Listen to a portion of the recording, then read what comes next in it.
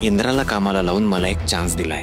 आता इकडे इंद्रा जोवर बिझी आहे तोवर फॅक्टरीमध्ये असा गोळ घालतो की इंद्राने कितीही प्रयत्न केले तरी त्याच्याने सॉल्व्ह होता कामा नये।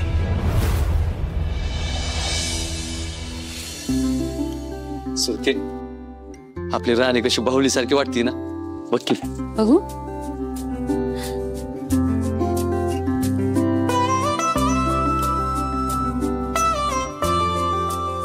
बाहुलीगत नाही, अक्षय किसनाच्या राधेगत दिसते। असं वाटतंय यो काल परवाचाच फोटो आहे। बघता बघता आपली राणी लय मोठी झाली, गेली चिमणीसारखी ओढून दुसऱ्याचं घर सांभाळायला। अगं प्रपंच कोणाला सुटलाय का ग सुरके? हा, आपली राणी गेल्यापासून ना घर नुसतं सुन सुन झालंय बघ। एक दिवस असा निघला नाही की जेव्हा तिची आठवण आली नाही बघ। खरंच तर आपली गुणाची राधा गेली घर सोडून, लय एकटं एकटं वाटायला लागलं। काय सारखं रड गाणं लावलंय तुम्ही? अगं मावशे, तुझ्या राधेला तिच्या कृष्ण गावलंय म्हणलं ती जाणारच ना। तो आला आता आपल्याला शानपणा शिकवायला। हाय का बुवा, बघितलं का? आता मी चांगलं सांगतोय तर मावशीला काय किंमतच नाही त्याची। तू नको लक्ष देऊ तुझ्याकडे गोट्या। आवो, ह्यालाच आपली किंमत नाही। आता राणी गेल्यापासून येतो का तरी घरी? असं येतो का बा तरी आवस पुनवाला? आणि गोट्या, आम्हाला चिडवू नको तू। उद्या तुझं लगीन झाल्यावर तुला बी तुझी राधा होईल आणि ती लगीन करून जाईल ना जावा दुसऱ्याच्या घरी, तेव्हा कळेल तुला आमचं दुःख। अगं दुःख तर मला बी रोज होते मावशे, माझा भाऊ होता तो, पण आता ती तिकडे गेल्यापासून लय अंतर पडल्यागत वाटते बघ। अरे अंतर येऊ द्यायचं नाही गोट्या, मनानं जवळ राहायचं र। ते हायच की बुवा, आपण सगळेच तिच्या मनाच्या लय जवळ आहे। वाईट ह्याच वाटतंय की तिची रोज खबरबात घेता येत नाही। एवढं चालायचंच पोरा, आता तिला दुसऱ्याचा संसार फुलवायचा हा एखाद्या भागासारखा।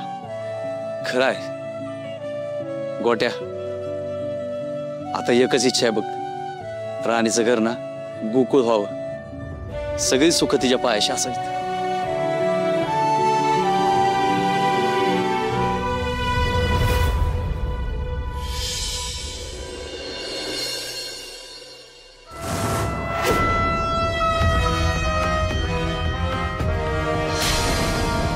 चहा पण घेतला नसशील ना?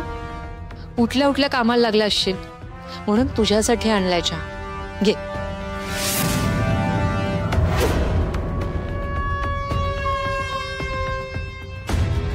अगं राणी, खरंच काळजीपोटी आणलाय। तशी मी मनानं चांगली आहे, कधी कधी वाटतं तुझ्या बाजूने बोलावं, पण मालत्याही चिडतील म्हणून नाही बोलतायत मला। बरं ते जाऊ देत, मला सांग, तुझे डोळे एवढे का सुजलेत?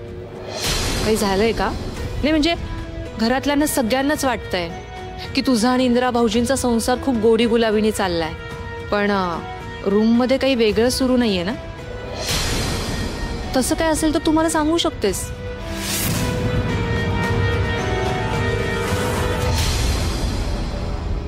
राणी, आता तुला माझ्याशी बोलायचं नाहीये का? अहो, असं काही नाहीये। अगं मग बोल ना, काय प्रॉब्लेम आहे तुझ्यामध्ये आणि इंदिरा भाऊजींमध्ये? सांग मला। काहीच प्रॉब्लेम नाहीये, सगळं चांगलं चाललंय आमच्यात। नाही राणी, तुझ्या ओठावर एक आणि मनात काहीतरी वेगळंच आहे। तू काही लपवतीयस का? नाही, मी काय नाही लपवते। नाही राणी, मला पटत नाहीये। अगं सगळ्या स्त्रियांना असं वाटत असतं की आपला नवरा आपल्याशी चांगलं वागेल, आपलं ऐकेल, ह्या आशेवर त्या जगत असतात। जसं की मी पण आतापर्यंत असेच दिवस ढकलत आलीये पुढे, पण सत्य काहीतरी वेगळं आहे। म्हणजे अगं तुमच्या दोघांमध्ये जसं काहीच बरं नाहीये ना, तसंच माझ्यामध्ये आणि विक्रांतमध्ये पण बरं नाहीये। इंदिरा भाऊजी जसे तुला रूम मध्ये त्रास देत असतील तसाच त्रास मला विक्रांत देतो। अगं ह्या घरातले सगळे पुरुष एकसारखेच आहेत। का? काय करतात विक्रांत दादा तुमच्या बरोबर? त्रास देतात का तुम्हाला? काय सांगू राणी तुला मी, आणि आपल्याच नवऱ्याची काय बदनामी करायची ग? फक्त विक्रांत मला खूप त्रास देतो एवढंच सांगू शकते मी तुला। आजपर्यंत घरामध्ये मी कोणालाच ही गोष्ट शेअर करू शकत नव्हते, आणि शेअर करून पण काय होणार आहे सांग ना मला तू? कोणी काहीच बोलणार नाहीये विक्रांतला, राणी खरं सांग, जी परिस्थिती माझी आहे तीच तुझी पण आहे ना? इंदिरा भाऊजी तुला त्रास देतात ना? सांग ना. तसं असेल तर मला सांग, मी तुला वाटेल ती मदत करेल. असं मनामध्ये कुडत राहू नकोस. बोल ना राणी. राणी अगं असं मनात साठवून ठेवलं ना की मग त्याचा एक ना एक दिवस भडका होतो आणि मग नाती तुटतात. माझं ऐक, बोल माझ्याशी. माझी जी गत आहे तशीच तुझी परिस्थिती आहे ना? इंदिरा भाऊजी सगळ्यांच्या पाठी तुला टॉर्चर करतात ना, तुला ओरडतात ना, त्रास देतात ना? बोल ना राणी, अशी गप्प बसू नकोस. अगं मी तुला तुझ्या मोठ्या बहिणीसारखी आहे. बोल, तुझे प्रॉब्लेम्स मला सांग.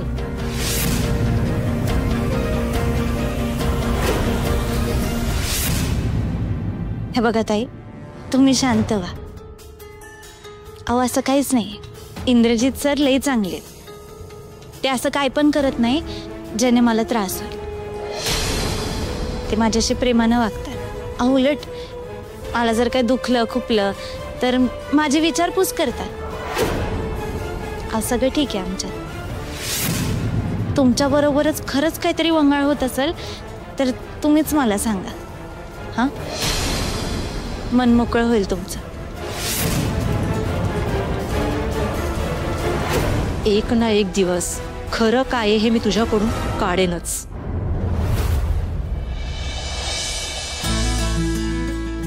अरे यार, हा स्क्रू खूप अजून लूज आहे यार. हे बघा जुगरो, तुझे प्रयोग फसतात ठीक आहे, पण हा पाळणा रिपेअरिंग करणं फसायला नको. हा हो ग चिकू, मला कामावर फोकस करू दे ना. होईल सगळं नीट, डोंट वरी. थांब जरा. कर.